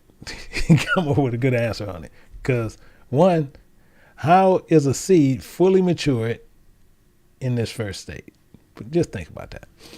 And it's telling you, it says, even his eternal power of Godhead, so that they are without excuse. Meaning this, he wants us to get. Because he's going to tell you a reason. Because when they knew God, yeah, we know God, they glorified him not as God. No, we don't. Neither were thankful, but became vain in their imaginations, and their foolish hearts was darkened. Yeah. But we doing what? What were we doing? We good at doing it, professing themselves to be wise. Yeah. They professing now they're wise. Yeah. Interesting. And they became fools. And here's how. They changed the glory of the uncorruptible God into the image made like a corruptible man. This is what we do. We good for doing this. The main thing is you have so many people today, they'll sit there and they'll follow a man, and the man will sit there, he'll say right out of his own mouth, he says, I'm the shepherd. I'm your shepherd. As soon as he says I'm your shepherd, you should get up and pack up and roll. Not just roll, you should run. But guess what? Y'all sit there, yeah, this is my shepherd. Some of you, hey, shepherd, hi, shepherd. You should run. But guess what? You sit right there. Sit right there. And you change that image made like a corruptible man, including birds and four-footed beasts and creeping things. You'll do it. We have done this. Did not we know the truth? See, because it's going to always come down to that. Did we know the truth? Well, you showed the truth. Did you know it? Hebrews 10:26 says this. Because we knew it. For providing we sin willfully after we have received knowledge of the truth. There remaineth no more sacrifice for sin, meaning there's no more established covenants we can make for that sin that we committed. We cannot make no more sacrifice for that. We cannot establish no more covenants for that at all. We're done. Why are you going to try to reestablish another covenant with you and you already broke it the first time? Now you're just going to rearrange it a certain way. Okay, I do right this time. I do right that time. Okay, we'll tell you what. That's okay, Lord. I do right from here out. No, I promise. I won't do it no more. Once we have received the knowledge of the truth, there remaineth no more sacrifice. Meaning sacrifice is just established covenant. So there's no more established covenants you can make with God on that particular subject that you're committing. You know what it is.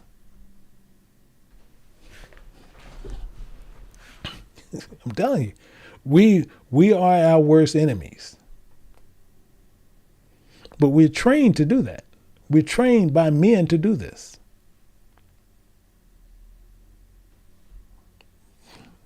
I don't know what to tell you. Let's look at something. Let's go over here real quick. And we're going to deal with something in James, and look at this, and have James help us out. And James' actual name really is Jacob, but that's okay. But we're going to go over here to James chapter 2, verse 19.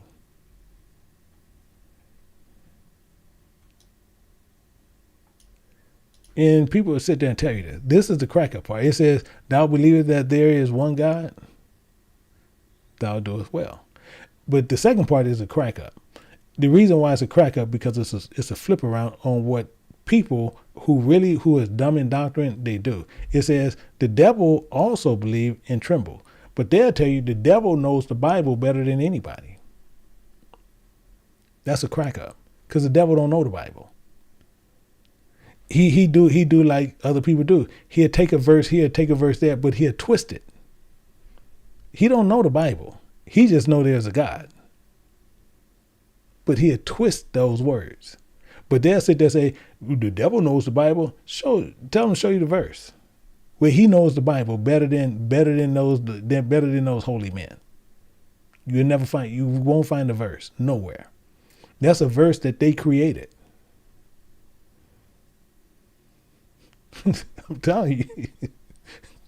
Telling you. You can't be, but that just shows you people, and the main thing is when people sit there and expose themselves and showing you they don't know the Bible, and you still sit there, then who's the fool? Then who becomes the fool? He's not the fool. You're the fool because you're listening to him. He's spitting out ignorance and you just lapping up the ignorance. Let's look at something. But people they love to sit there and try to put it around in another way, and it's not the truth.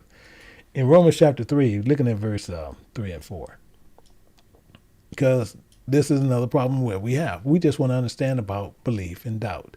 And it's telling us, it says, for what if some did not believe? Shall their unbelief make the faith of God without effect? No. He gonna even tell you. Actually, I'm going to use this and I'm going to go back up to there. It says, God forbid, meaning no, that's not going to happen. It says, let God be true and every man a liar. For it is written, thou mightest be justified in thy sayings and mightest overcome thou when thou art judged, when you are taught. In thou perfection and beauty art taught.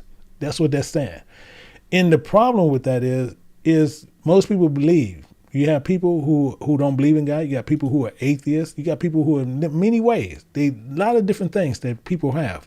Once they have this belief, they say, well, there is no God. You have a groups and groups and groups of people who don't believe in no God at all. And they think that it's not going to have no effect on them when they come to the end. When they die, they think nothing's going to happen to them. But that's not the truth. Because you're in this construct.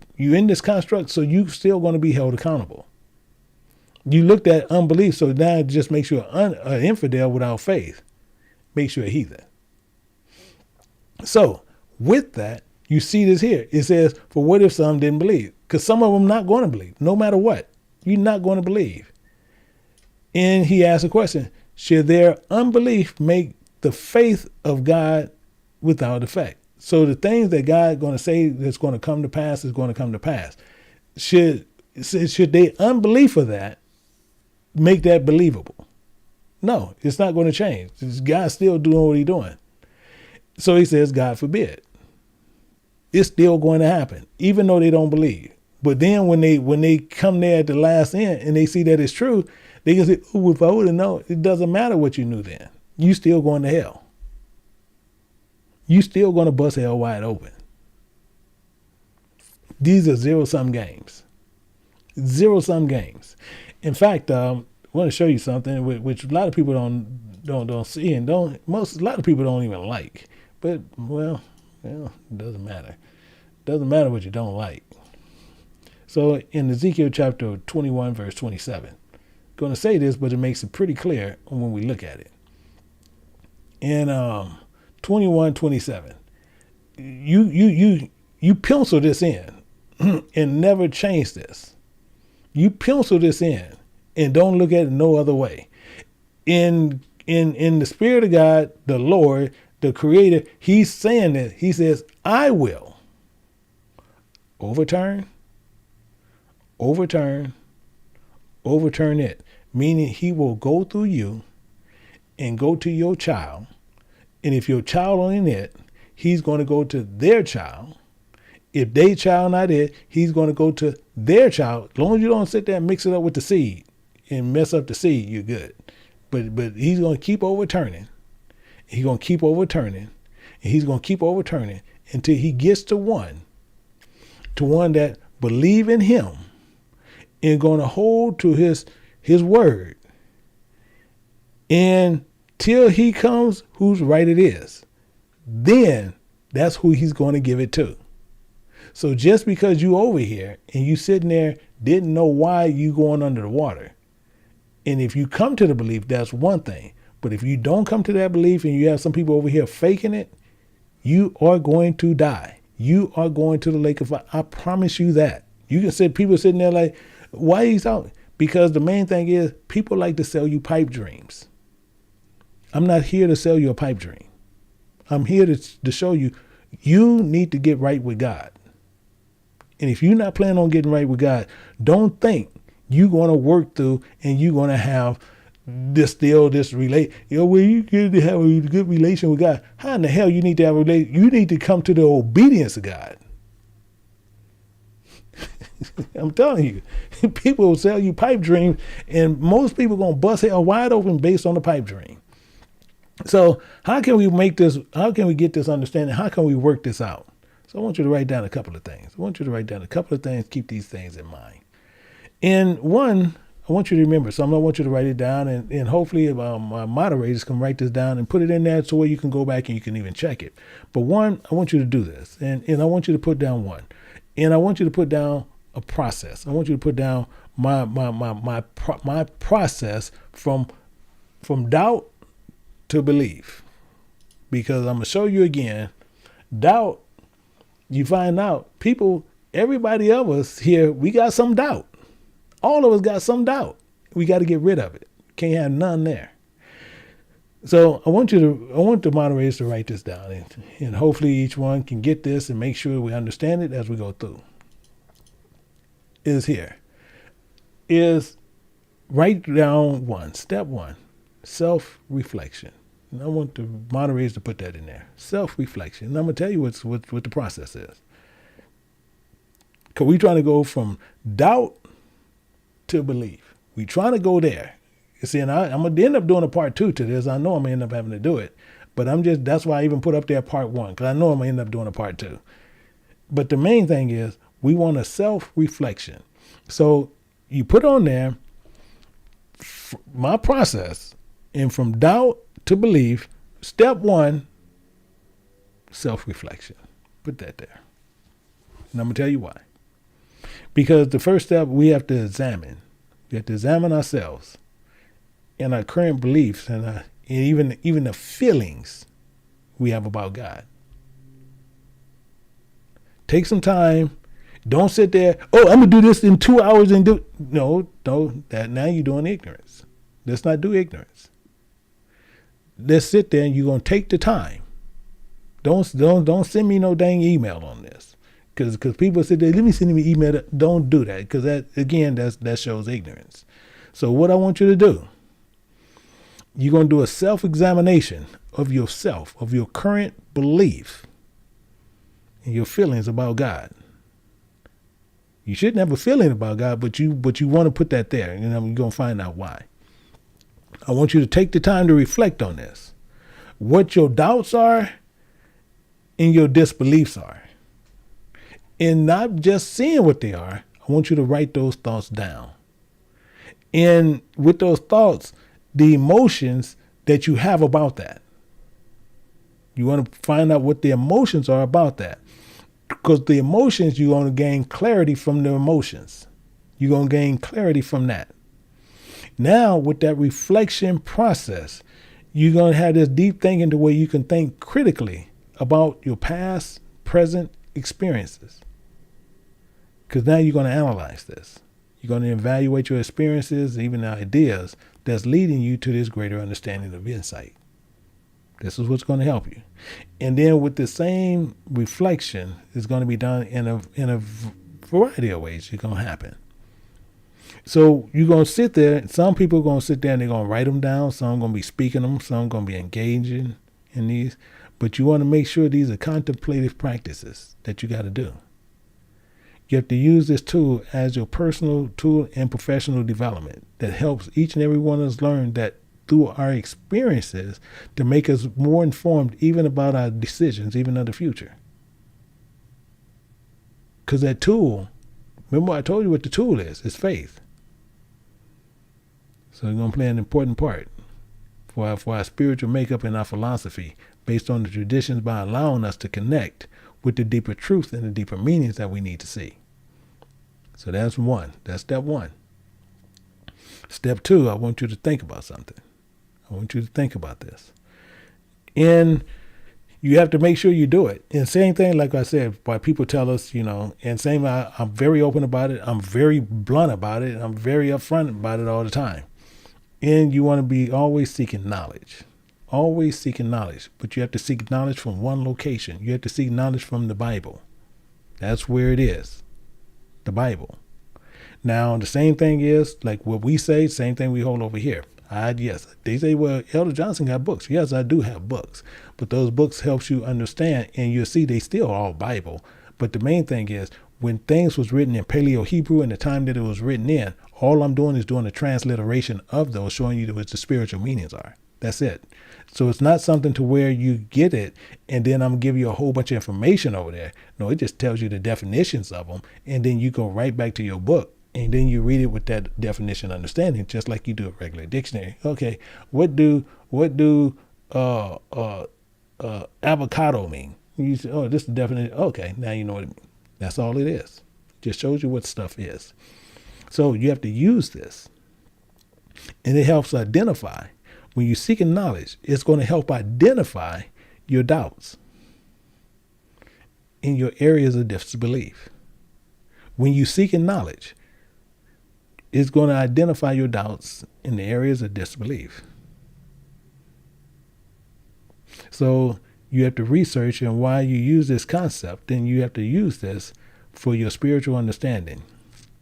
You're going to have some people going to do it, and they're going to do it wrong because they're going to do it in a religious way. And you have to do it in a practicing of a lifestyle, meaning you have to study the book of God. You have to study it. And if you go sitting there and you say, well, I'm going to go get me an NIV, you get in the wrong book. NASB, you get in the wrong. All these books, you're going to get the wrong one because they're a translation of a man's understanding that is in them. That's why you're going to have the problem. But some people still going to do it anyway. That's on you. And the other part is you can seek clarity. Is something what we do in the back. That's why we do this in Zoom. You can seek clarity from the elders. When an elder do a teaching, when the elder do these teachings, and you don't understand something, it's not for you to come to another elder to get the understanding of what they said. It's best to get it from that elder that actually taught the lesson, because you want clarity on what he was taught, what was taught. You want that. So now he can show you the truth in the book. He can show you the precepts, and he's not going to be using no religious theology because they know it as we all hold to it. Theology we will not let run here. Period. It is not going to run here. Period. It got to come out this book. His thought better come out that book. That's what he's going to hold on to. So, third one. I want you to write down number 3. Third, asking questions as you seek knowledge. Why am I saying that? You have a lot of people.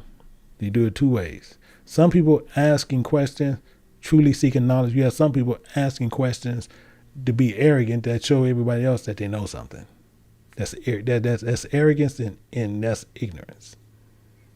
Don't do that. When you truly asking questions to seek knowledge for yourself, and you can sit there and now you can talk to elders and you can get true understanding. And as you talk to other people, because you want to talk to the pillars of the body. You want to talk to pillars of the body. Ask them by their experience and beliefs, and even so, why? Why do you believe that the way you believe it? They should be able to show you precepts to that. Same thing you can see in 1 Peter chapter 3, verse 15. That they should be able to do. And this is with anybody. But anybody tells you and they can't show you anything, that person you shouldn't even be trying to get no spiritual knowledge from them whatsoever. But people are going to do it. This is why a lot of people are going to fall. Your fourth one is really simple. And something that all of us, we'll tell you, reflect and meditate. You got to have a reflection and meditation. Make sure you do this. Make sure you get into it. Because after the greater knowledge and asking questions, it's time for you to reflect and meditate on what's going on. But you got some people going to reflect and meditate in 2 seconds and they go, oh, got it. This is what it is. And it's going to come out dumb as a rock. You reflected on it for 2 seconds, meditated on it for 3 minutes, and now you got the answer. It shows ignorance. It shows 100% pure ignorance. It's no other way I can put it. Because we're not here to play games with anybody. We're here to show you the tools you need to do to where you can put forth your best effort to get into the kingdom. Because we all have to do the same thing. It's not something I'm telling you that you have to do and I don't have to. I have to do the same identical thing I'm telling you. So we need to make sure we can meditate and reflect on this so it can be done. Now, fifth, it gets a little bit more serious. Because now we have to practice faith. That's a tough one. Oh, that's a tough one. I tell you what, if some of you guys are married or some of you guys got children, different things, I can show you a little example of how you can do that to find out what faith is about. And what I want you to do, and to show you how to practice your faith, to show them a working scenario of faith, I want you to put all kind of stuff all over the ground and everything. And then I want you to bring them into the room, let them see it for about 1 second, 2 seconds the most. And then turn them around, blindfold them, and say, by faith, you have to follow my voice to get to my side, to the other side of the door. So they have to walk through the living room to get to the other side where you are, and they only can follow your voice, and they're 100% blindfolded. That is going to show you how you practice faith. Then you'll see what's going on. So they're going to see, and you can lay pins, needles, wood. You can have all kind of stuff on the floor. And then you have to guide them by your voice without tripping, without stumbling, without stepping on. 100% faith. They can practice that. And that shows you the same thing, that you have to believe in God. You have to follow him by faith. So it's important to practice that faith. And then also, as people sit there, people say, well, man, they doing lessons over here every day. Yeah, you're supposed to do you eat every day? Okay, then the spirit got to eat every day also. If you feed your flesh every day, but then you don't want to feed your spirit every day, then it shows you constantly I tell you what, you talking about y'all be looking at people who look anorexic. Some people's spirits look anorexic. Why? Because they only going to eat once a week. Some going to eat once a month. Some going to eat once a year. Some going to eat, I don't know when. So they anorexic.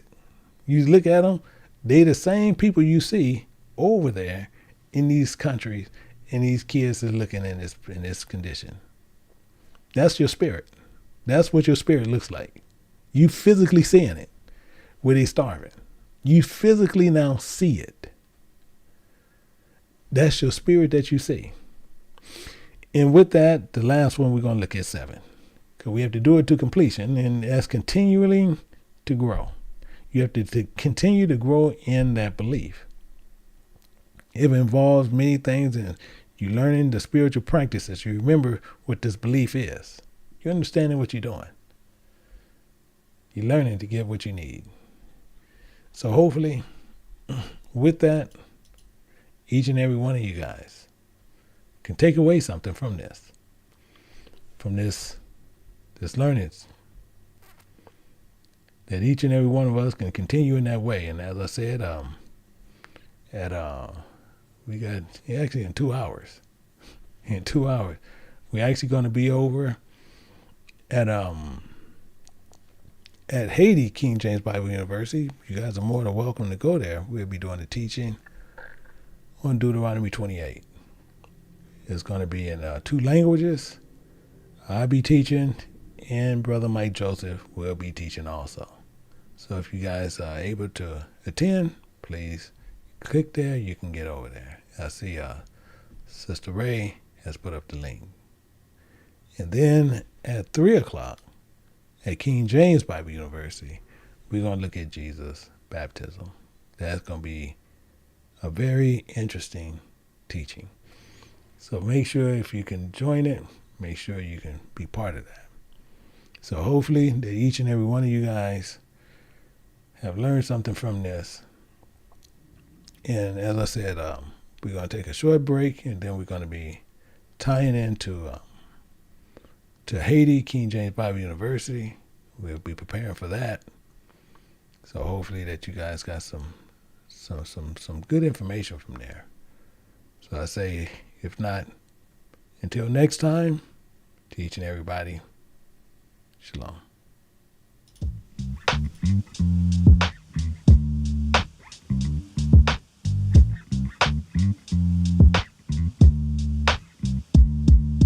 Days keep flagging, but that's on me. I'm so sick of wasting time. Can't you see I'm on the line? I'll keep trying to find my wings, and when I do, I ain't never coming down. I ain't never coming down.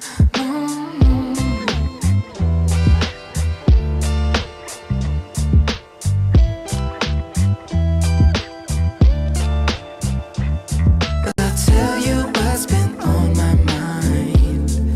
I find it hard to breathe when you're standing next to me. I cannot say enough, but when I fell in love, I just got so blind I can't see. Oh no, no. I think I might take a year off you, wasting all my time, but it's nothing, no. And I feel just fine. I got a couple bad habits, burning holes in my pocket. I had a little bit of faith, but I lost it. And I feel just fine. And I feel just fine. But I'm here now. I'm a little bit late from the reroute. A couple quarters on my eyes, can you see now? And I feel just fine. And I feel just fine. And I feel just fine. And I feel just fine. Days keep flying, but that's on me. I'm so sick of wasting time. Can't you see I'm on the line? I'll keep trying to find my wings, and when I do, I ain't never coming down. I ain't never coming down. No.